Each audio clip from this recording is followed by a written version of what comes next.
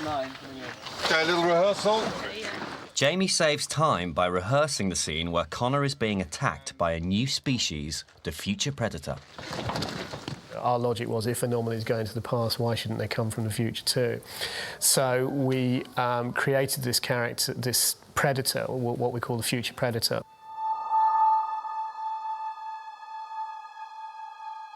The starting point for Future Predator was, if mankind dies out, what creatures will start to thrive?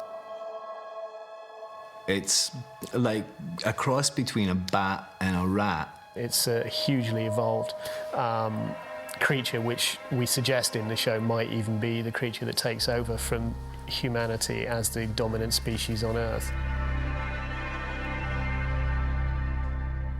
If you said man died out, what takes over? Could probably be mammals, especially if the climate stays the same. And if it's mammals, it would likely to be a rat or a bat. I think it's an incredibly difficult thing to do when somebody says, OK, invent a creature from the future, would you please?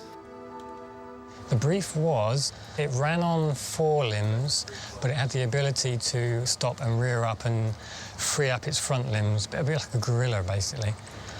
It had to be unusual and quite sinister without looking too fantasy, without completely science fiction, otherworldly look.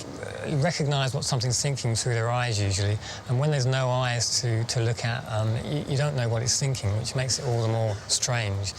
These 2 images on the right were the initial design. Because the verbal brief was so specific, we almost hit the nail on the head straight away in that the general body form was right. But what Tim wasn't quite happy with is the head. So it went from a quite classic dinosaur head to a really quite unusual, slightly human, slightly skull-like, and therefore quite scary, more unusual looking head.